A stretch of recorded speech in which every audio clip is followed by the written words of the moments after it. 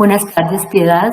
Buenas tardes al señor magistrado Francisco Ternera Barrios, a los señores panelistas, doctores Camilo Gómez Alzate, la doctora Ana María Ordóñez, el doctor Eduardo Silva, y a todos quienes nos han colaborado para acabar el desarrollo de la presente actividad. A su vez, a todos quienes nos siguen a través de la transmisión que en este momento se hace respecto de esta actividad.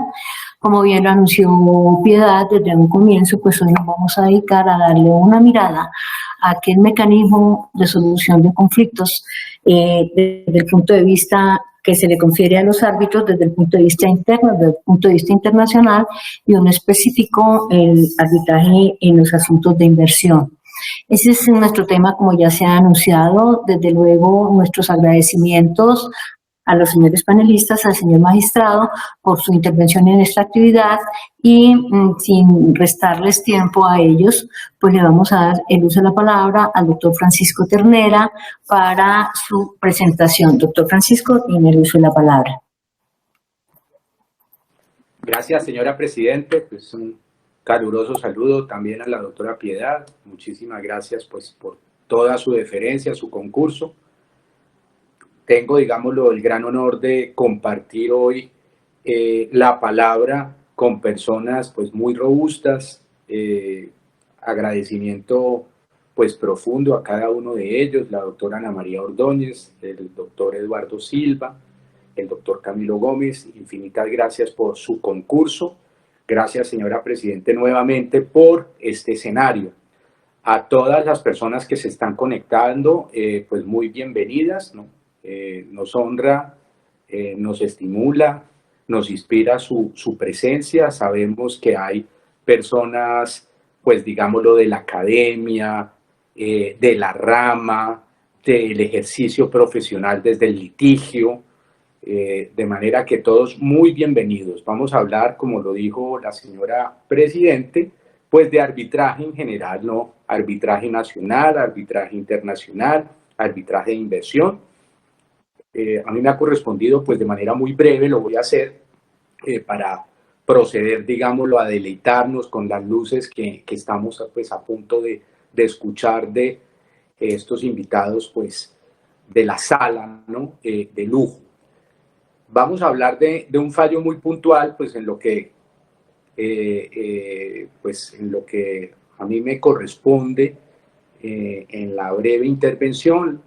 Es una sentencia CES 5615 del 2021. Se trata, digámoslo, del reconocimiento de un laudo arbitral de la Corte Cubana de Arbitraje de Comercio Internacional. Un debate, digámoslo, a propósito de dos compañías, una cubana, la otra colombiana. El tema central pues era una compraventa internacional de mercadería, ¿no? La ley 518, pues para nosotros. Un incumplimiento más exactamente, ¿no? Se le enrostraba a uno de los contratantes el incumplimiento. Se reclama, digámoslo allá, en el foro $100.000 aproximadamente, en una cifra ligeramente inferior, ¿no? Por varios conceptos, ¿no? La indemnización, un valor equivalente a las mercaderías, había unas cláusulas. El caso es que se llega al auto con fecha 31 de enero del 2014, hay un proveído aclaratorio 16 de abril pues, de ese mismo año del 2014. La condena es la mitad, aproximadamente $50.000. Y entonces se llega al debate, al reconocimiento, digámoslo, de ese laudo, pues ya dentro de las fronteras colombianas. Sobre el particular, pues hay dos grandes normas, pues muy importantes, tres, si se quiere, con el Código General del Proceso. En estudio hay un par de sentencias, digámoslo, que voy a referenciar, digámoslo, para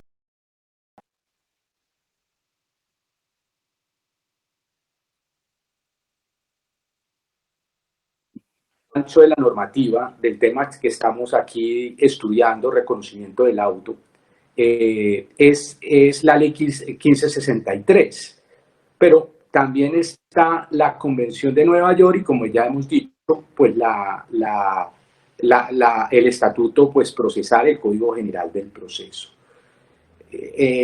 Ligeramente pues un cambio en esto último, pero pues no termina teniendo, digámoslo, incidencia.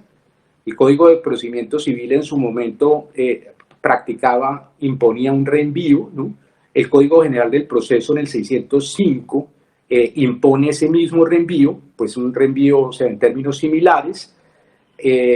Hablamos concretamente de los artículos como el 114 de la Ley 1563 y lo que tiene que ver con la Convención de en debate, y particularmente, por supuesto, para nosotros.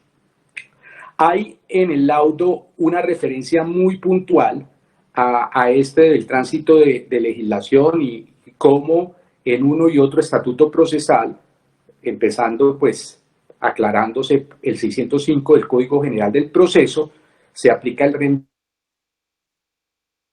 reenvío no exactamente al tema del exequatur, sino al tema del reconocimiento puntual, artículo 114 de la Ley 1563 y Convención de Nueva York. Allí estamos citando sentencias como la 877 del 2018 de esta sala civil, a propósito del tema pues que nos invita acá a discutir el reconocimiento, en este caso, del laudo arbitral. Precisamente, digámoslo, sobre ese tópico, ¿no? Uno pudiera cuestionarse concretamente cuáles son los requisitos para ese reconocimiento.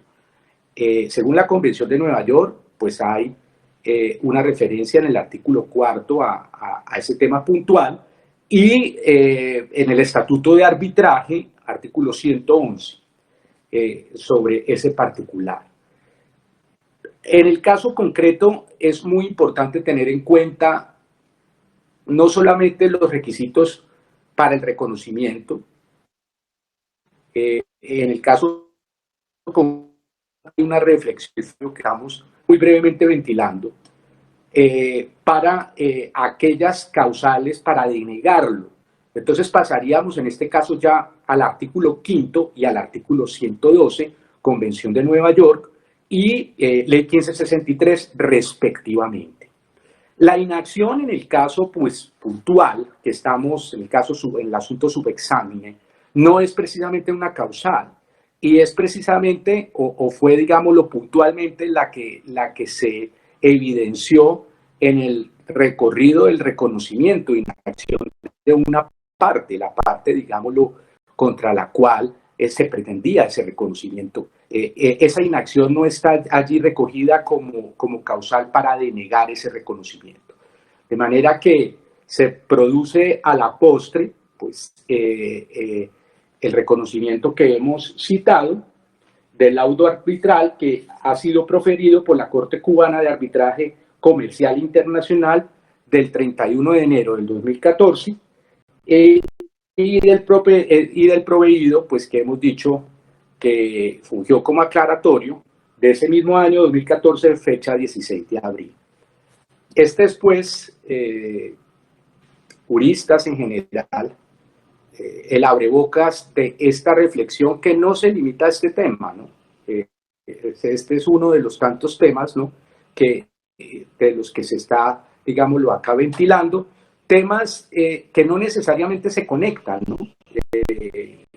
Desde luego tendrán escenarios que compartan vicisitudes, conclusiones, pero pues cada uno tiene su vida propia. Por cuestiones de tiempo, nosotros, la señora Presidente, ¿no?, pues ha tenido a bien acá, digámoslo, aglutinarlos y presentarlos e iniciar, digámoslo, una discusión que yo sé que pues se va a recibir como un punto de partida, jamás como un punto de llegada. De manera que pues estas serían las breves líneas del 5615-2021 que teníamos pues reservado como abrebocas de esta reflexión. Esperamos pues seguir contando con la posibilidad de seguir debatiendo sobre este y otros temas. Muchas gracias. Gracias, doctor Francisco, por su intervención, y desde luego que sí, esa es la orientación de este primer encuentro, el aglutinar, como dice usted, tener un punto de partida, jamás un punto de llegada. Le agradezco mucho su intervención, doctor, y entonces, si Siguiendo el orden de presentación, doctor Camilo, tiene usted el uso de la palabra para su intervención. Gracias.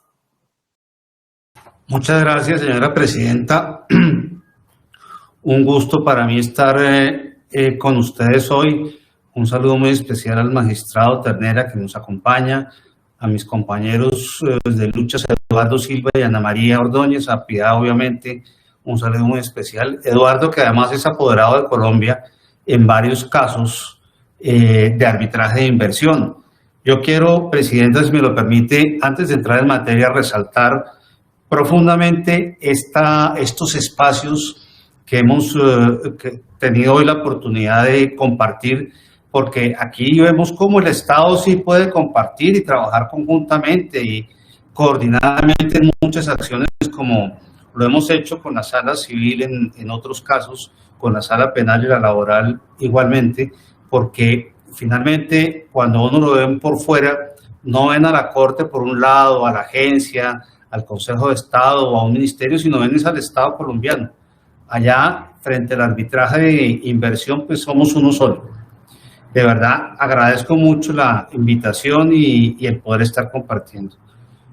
Yo quiero inicialmente hacer unas consideraciones sobre el tema general de arbitraje, porque se cree que Colombia está lleno de arbitrajes y que hay unas discusiones que salen de la jurisdicción y van a los árbitros, y las cifras muestran lo contrario.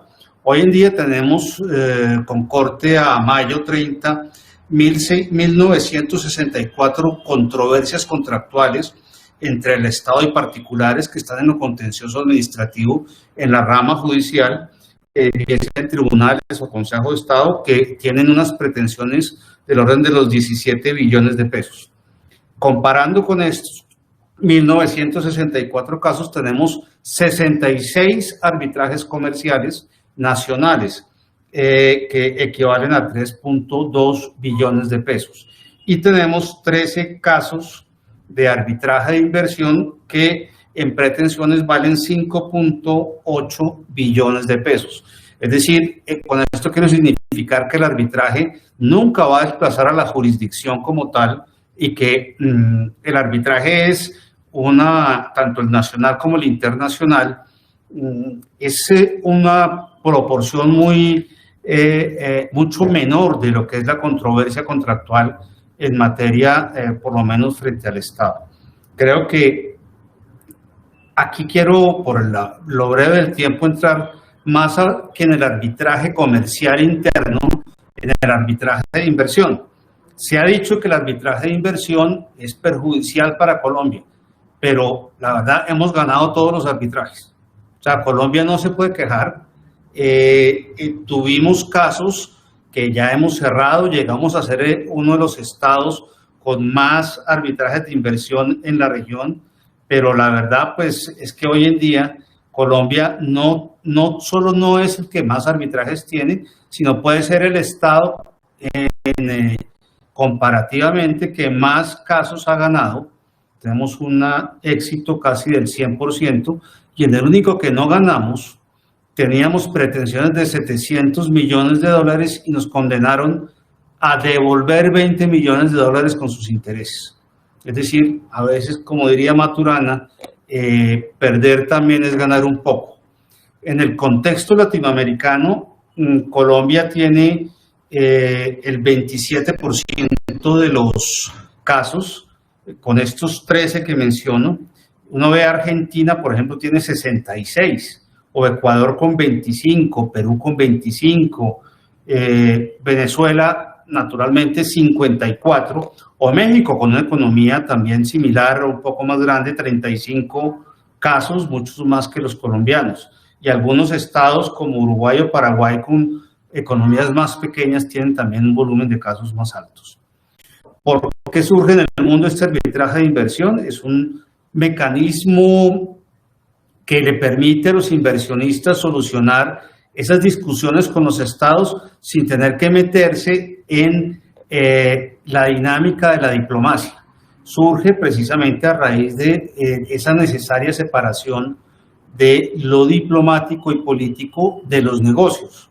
El arbitraje inversionista entonces surge como una alternativa a la protección diplomática de los negocios. No es que se haya acabado del todo, la diplomacia en parte también tiene que ver mucho con los negocios, pero hay algunos de los tratados que tiene Colombia que, por ejemplo, excluyen la posibilidad del arbitraje de inversión si el inversionista utiliza canales diplomáticos. Ya lo hemos vivido aquí en Colombia, donde le advertimos a un inversionista, oiga, o usted usa el embajador o usa el conducto litigioso del arbitraje de inversión, porque los dos no los puede usar, y eso, digamos, es también de alguna manera una protección para el Estado. ¿Cuál es la fuente propia del arbitraje de inversión? Pues principalmente los llamados tratados de protección de inversiones, donde el Estado se compromete con el Estado con quien firma el tratado, o en los casos de los tratados de libre comercio, en los capítulos específicos de protección de inversiones, se compromete a cumplir con unos estándares básicos que ya vamos a ver más adelante. Esta es una obligación internacional que básicamente busca no expropiar al inversionista sin los debidos indemnizaciones, si es del caso, y ni hacer expropiación indirecta, darle un trato justo y equitativo, es decir, no tratarlo de manera diferenciada con los inversionistas nacionales, por ejemplo. Obviamente lo estoy simplificando en exceso, pero es que el inversionista tenga las garantías adecuadas, incluso frente a la legítima expectativa de un negocio, y principalmente pues que tenga las condiciones de seguridad plenas, que son los estándares. Seguridad no me refiero solamente a la seguridad física como tal. En estos tratados están principalmente las fuentes de donde nace el arbitraje de inversión. Puede surgir también de manera contractual, pero en Colombia la circular, la directiva precisión número 4, creo que de manera acertada, considera que un contrato, aunque puede incorporar cláusulas de arbitraje internacional, y ojalá se incorporen sobre todo en los negocios de largo plazo, no puede contener cláusulas de arbitraje de inversión, sin perjuicio de que a estas alturas tengamos casos en los que un mismo inversionista tiene un contrato de los originales de hace muchísimos años y al mismo tiempo pueda tener una cláusula de protección de inversiones. Estamos precisamente con un caso que es supremamente interesante porque se presenta esa dualidad de procedimientos. En estos tratados hemos ido evolucionando. El primero que se firmó fue hace muchos años, hace más de 20 años tal vez, era muy básico, muy simple, pero fue evolucionando. Ya estamos en tratados de tercera generación, donde los estados han delimitado, y Colombia particularmente ha sido juiciosa en eso, ha delimitado el contorno de esa relación con los inversionistas bajo las normas de derecho internacional, y le brindan al inversionista a la vez un marco claro, o sea, reglas de juego clara, estabilidad legal para el inversionista. Un inversionista pasa por muchos problemas y puede superarlos en la medida en que tenga estabilidad legal y tenga reglas de juego claras, que son las que se presentan en esos marcos de los tratados. Siempre pues tienen que haber por lo menos dos estados, puede ser tratados multilaterales también, como es el caso de algunos en los que está Colombia.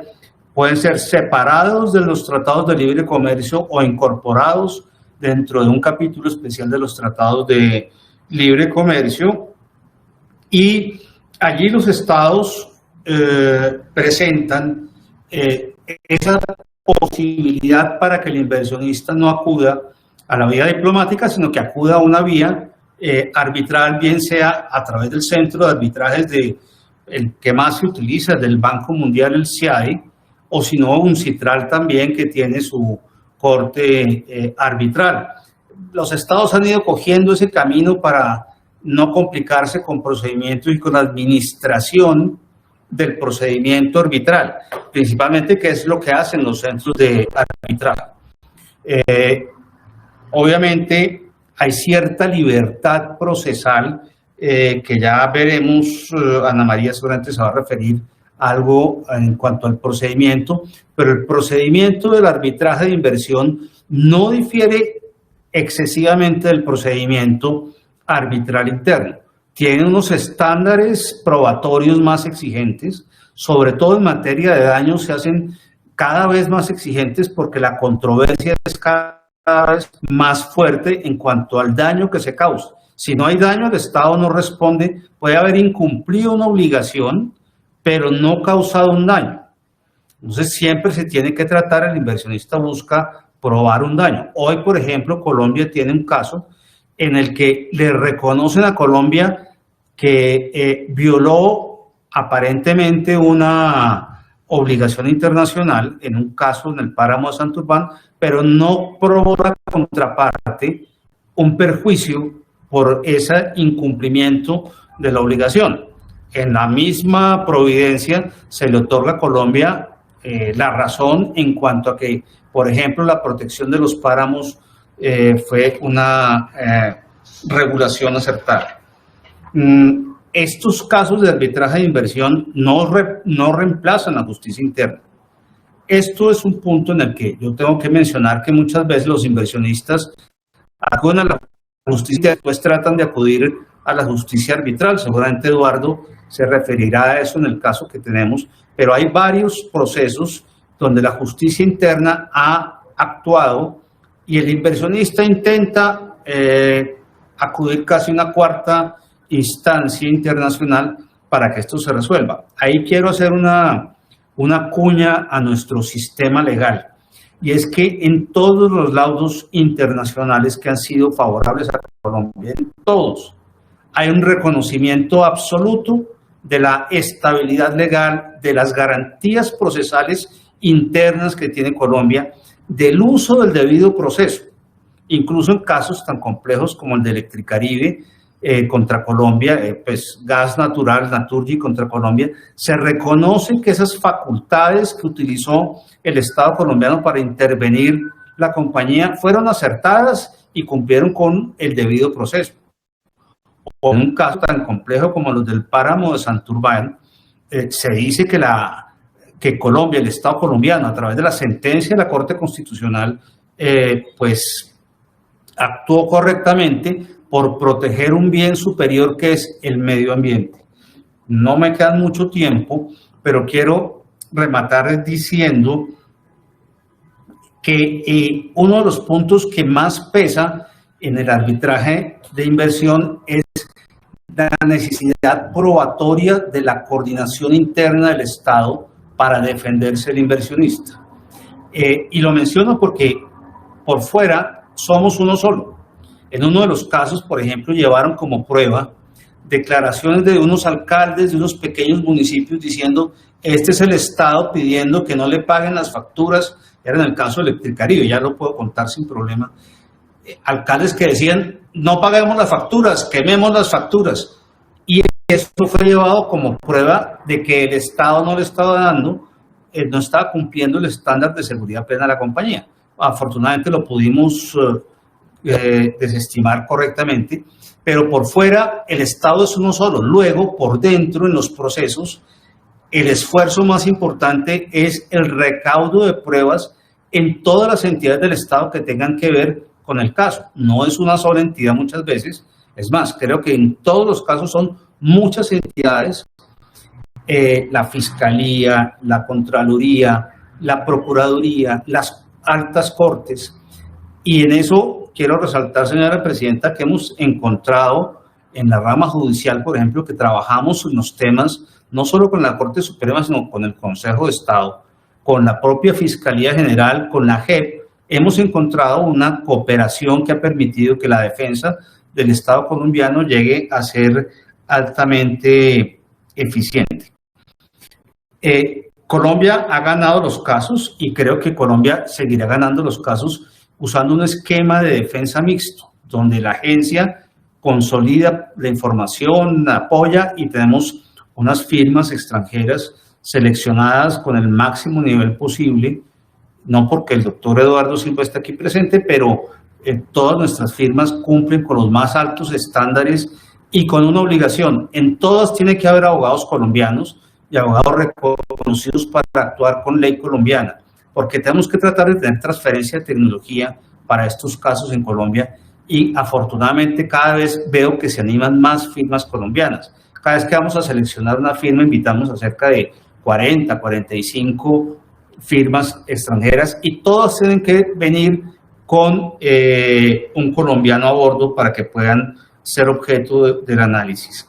Colombia yo creo firmemente que el arbitraje de inversión ha sido útil para mandar señales de estabilidad jurídica y ha sido útil también para ratificar internacionalmente que nuestro sistema judicial actúa y actúa bien. Creo que eso es un reconocimiento a no solo a la rama judicial, sino al sistema legal colombiano, donde nos reconocen internacionalmente por cumplir con las obligaciones internacionales y por cumplir con el debido proceso. Muchas gracias, señora Presidenta. Este es un panorama muy general. Ana María ya entrará un poco más en detalle a los estándares y el doctor Eduardo pues contará casos ya más en concreto. Gracias, doctor Camilo, por su intervención. Tiene el uso de la palabra la doctora Ana María Ordóñez. Doctora. Muchas gracias, señora presidenta y director. Un honor haber podido compartir con usted este panel y, como dijo usted, haber sido compañeros de lucha. En realidad, para nosotros es muy grato contar que la experiencia de Colombia en el arbitraje internacional de inversión ha sido satisfactoria y, sobre todo, los laudos que mencionó el director y no solamente implicaron un ahorro en pretensiones para Colombia, sino que efectivamente son una validación de la organización institucional colombiana a nivel internacional.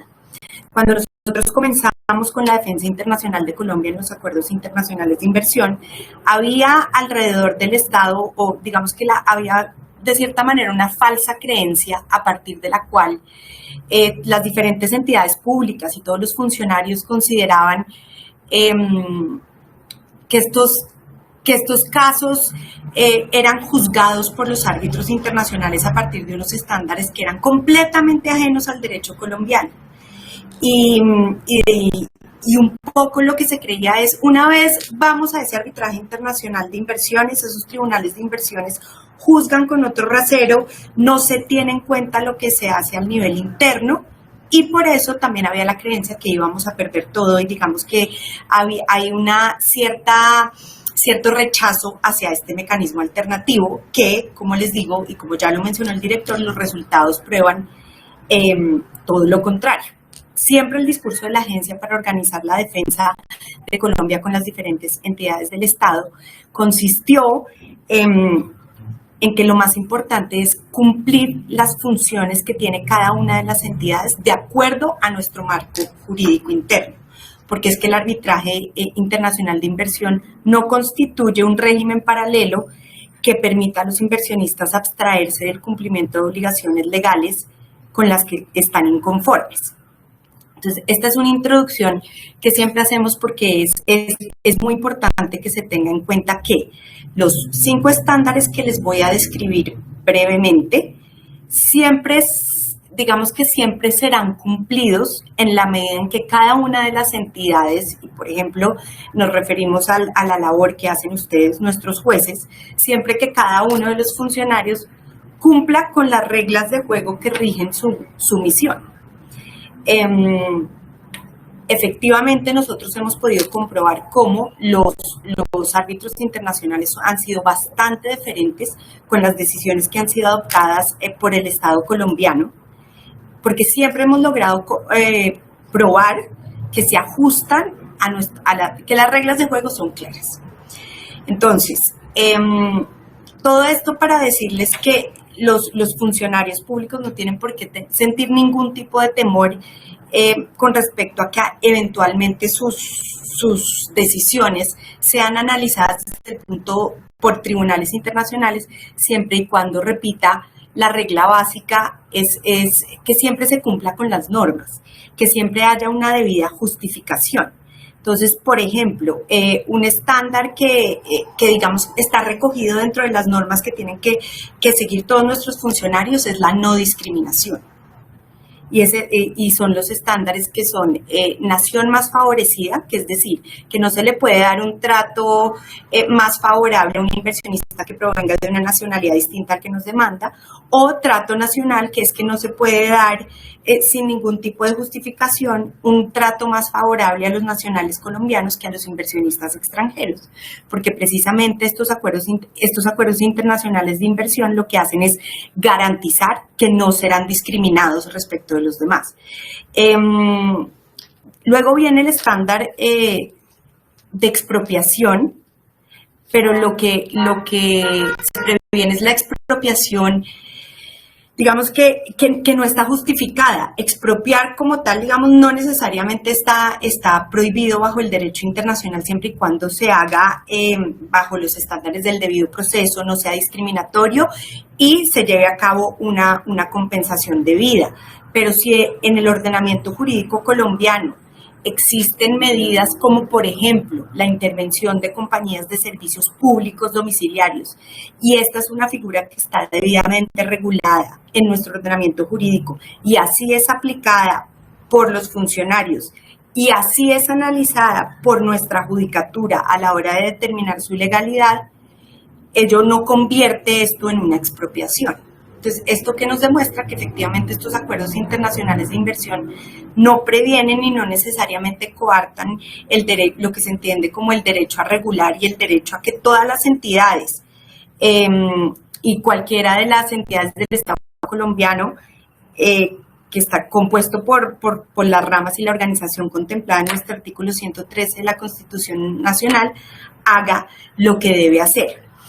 El último estándar del que les quiero hablar brevemente antes de darle la palabra al profesor Eduardo Silva Romero, quien profundizará un poco más en uno de los casos en el que él nos representó y que fuimos exitosos y que justo está relacionado con las funciones que ejerce la judicatura, es el estándar del trato justo y equitativo. Y lo complejo o lo retante de este estándar es que realmente tiene una interpretación que es bastante amplia, porque es que permite literalmente a los árbitros moverse, a los árbitros internacionales moverse dentro de lo que es justo y es equitativo.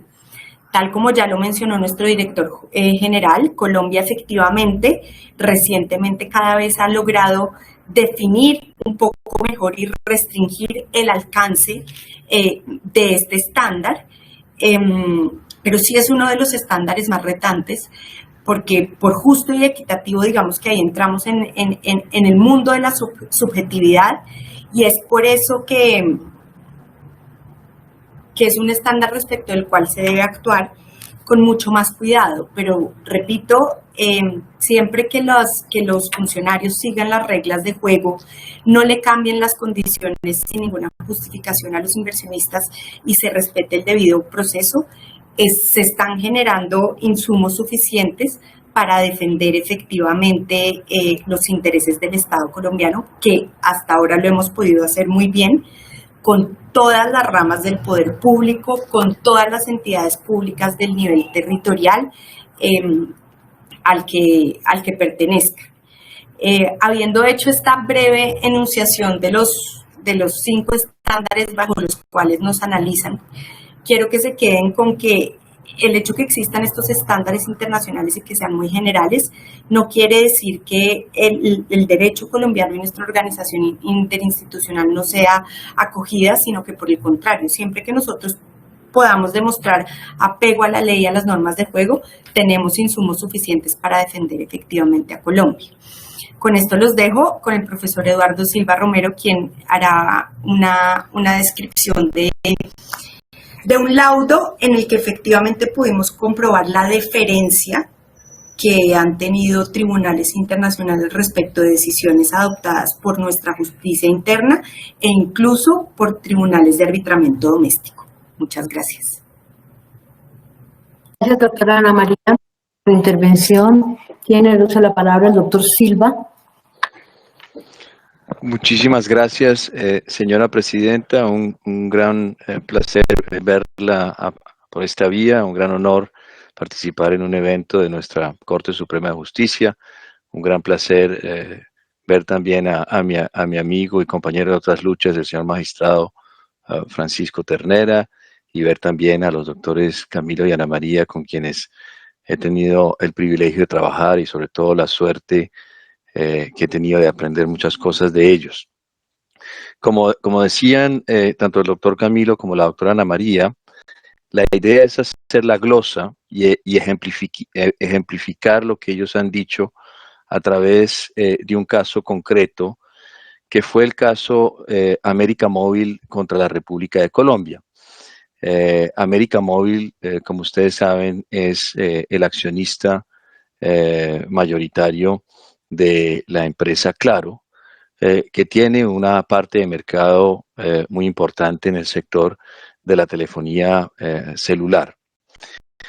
Este caso es interesante y esta es la idea que quiero desarrollar, porque en él se deja clara la relación que existe entre los dos ordenamientos jurídicos que de alguna manera confluyen en un arbitraje de inversiones.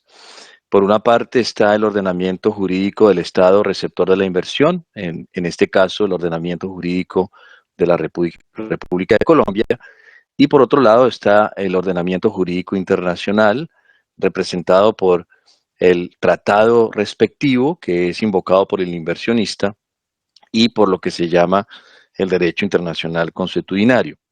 Y el doctor Camilo ya decía algo que es esencial.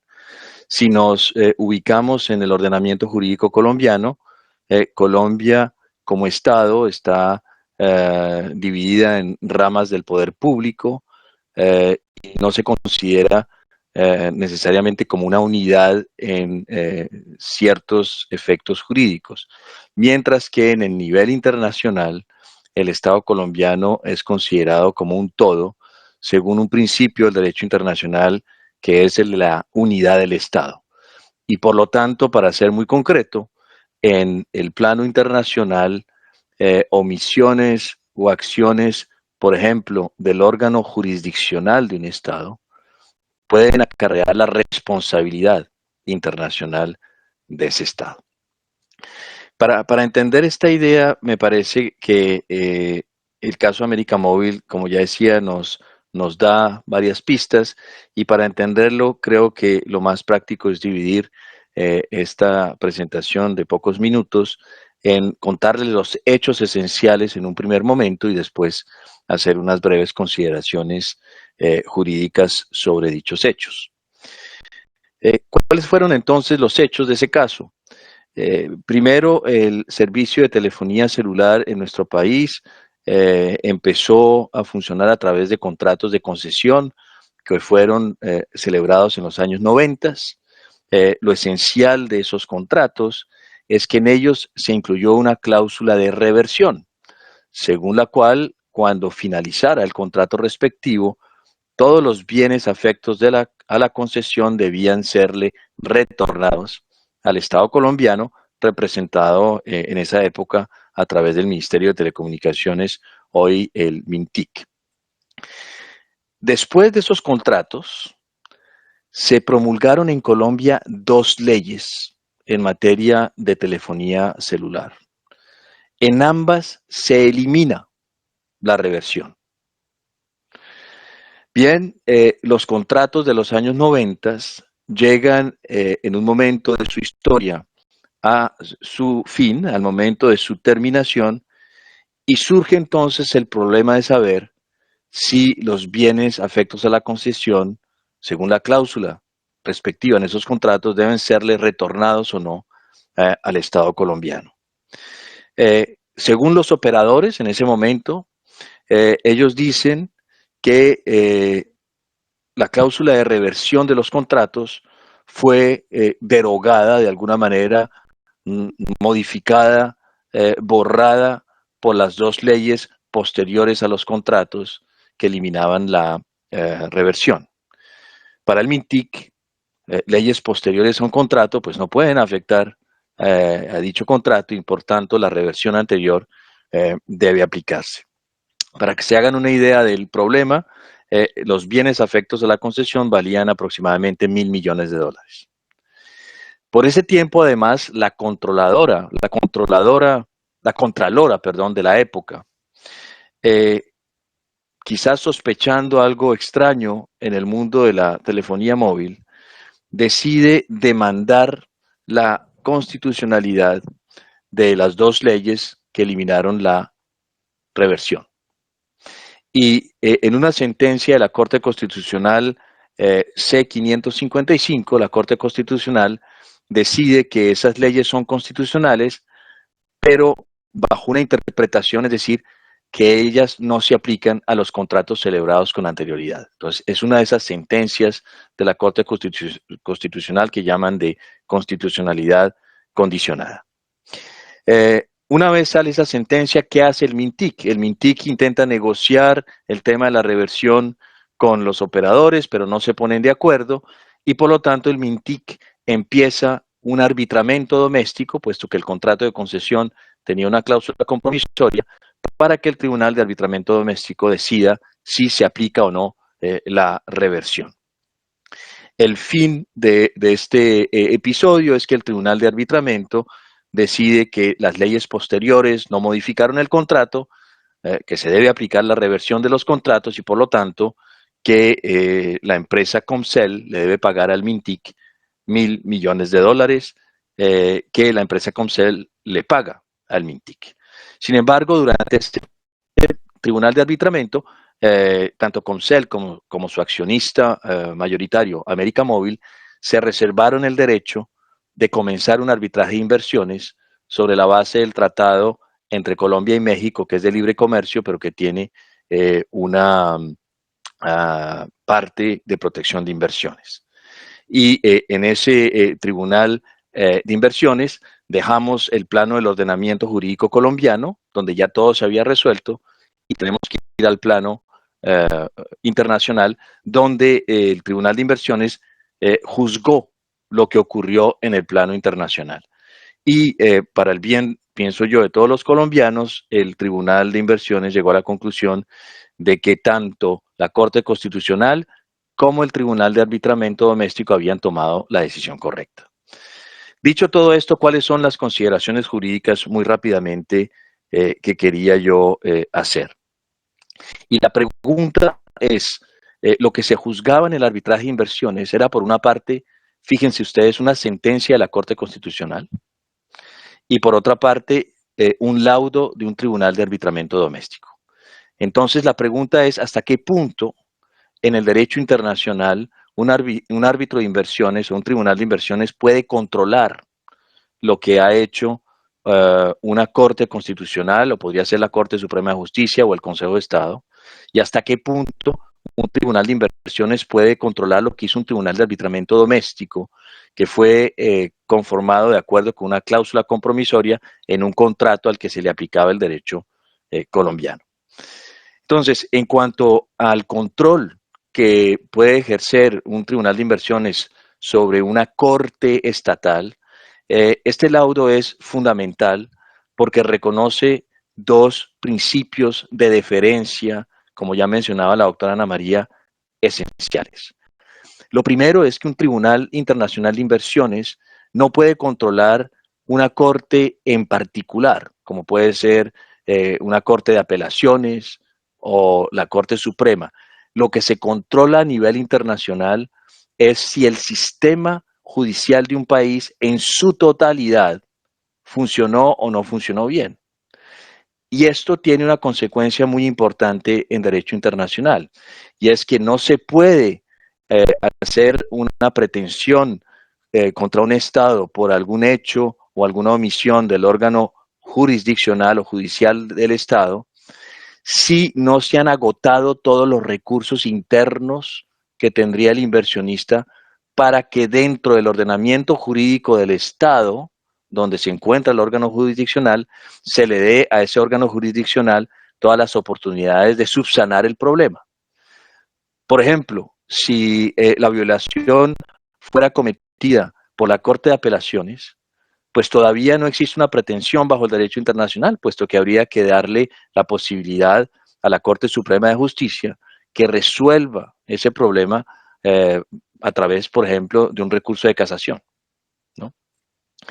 Y la segunda posición o segundo principio muy importante que menciona este laudo en el caso América Móvil es que solo comportamientos realmente aberrantes del sistema judicial del Estado pueden dar lugar a que se comprometa la responsabilidad internacional del Estado. Este es el estándar que se llama denegación de justicia. Es decir, no basta con que el sistema judicial de un Estado se equivoque en una decisión. Además, tiene que haber denegación de justicia. Y denegación de justicia, palabras más, palabras menos, consiste en que el sistema judicial del Estado no le haya realmente garantizado el debido proceso al inversionista o a la compañía filial del inversionista. Esos dos principios hicieron que el tribunal en América Móvil dijera que la Corte Constitucional se había comportado de conformidad con el derecho internacional. ¿Qué dijo, por otro lado, en cuanto al laudo del Tribunal de Arbitramiento? Y aquí hay una pregunta interesante en nuestro país, y es que en cualquier lugar del mundo, un tribunal de arbitramiento doméstico no puede comprometer la responsabilidad internacional del Estado, por cuanto un tribunal de arbitramiento no es parte del sistema judicial del Estado. A veces digo que por eso es interesante en Colombia, eso no se ve con tanta claridad porque los árbitros en arbitrajes domésticos en Colombia profieren justicia en nombre de la República de Colombia. O sea, es como si fueran parte del sistema judicial del Estado de manera temporal. Pero en todo caso, la doctrina, y eso lo dice el laudo América Móvil, es que el laudo del Tribunal de Arbitramiento no lo pueden controlar porque el Tribunal de Arbitramiento no es parte del Estado, y en todo caso, y con esto quería terminar, no hay nada que controlar, dice el tribunal, porque el Tribunal de Arbitramiento tomó la decisión correcta, fue el análisis correcto. Y termino diciendo que cuando uno ve estos principios, parecería que es fácil defender a un Estado soberano cuando se alega que el órgano jurisdiccional ha cometido un acto de responsabilidad internacional. Sin embargo, no es tan fácil, eso lo saben muy bien los doctores Camilo y Ana María. Lo que es muy importante es que las decisiones, tanto en este caso de la Corte Constitucional como del Tribunal de Arbitramiento, sean correctas, porque a pesar de que existen estos principios de deferencia, cualquier árbitro internacional va a querer entender qué fue lo que decidieron, cómo lo decidieron, cómo lo razonaron, qué tanta importancia se dio a la prueba, etcétera, etcétera. De tal manera que si Colombia ha ganado estos casos es simplemente porque sus cortes e incluso sus tribunales de arbitramiento han hecho un excelente trabajo. Muchas gracias. Muchísimas gracias, doctor Eduardo. Como dijimos al comienzo, este es apenas una entrada para un tema tan complejo, digámoslo así, como es esto del arbitraje. Teníamos propuesto el arbitraje nacional, el arbitraje doméstico, el internacional, cuando son las partes, disputas entre partes de diferentes estados, y dentro de esto es específico de un inversionista frente al Estado. Son muchos los interrogantes que se nos plantean y nos quedan, como por ejemplo podríamos pensar frente a los estándares que la doctora Ana María nos mencionó, básicamente cómo podríamos morigerar ese posible conflicto que se surgiría entre la salvaguarda, por ejemplo, del interés general y la protección de los derechos humanos frente al trato no discriminatorio que se pregona de los árbitros en materia de arbitraje e inversión. Pero desafortunadamente el tiempo nos queda muy corto. Por ejemplo, no sé si la figura del amigo de la Corte opera en los tribunales en los arbitrajes de inversión. Son muchas las cosas que tenemos por plantear, pero nos queda la cadena abierta para continuarla en una próxima oportunidad. El tiempo es inexorable y solo pues me resta decirles que de nuevo les agradezco muchísimo, y a todos quienes nos oyeron, ahí están puestas que nos quedó en el ambiente la importancia de en nuestros procesos procedimientos judiciales que tengan que ver cuando estamos juzgando este tipo de controversias, la importancia del apego irrestricto a aquel derecho fundamental del debido proceso. Mire que, de acuerdo a lo que nos han comentado hoy, eso es una salvaguarda para que nuestras decisiones sean respetables y respetadas, básicamente.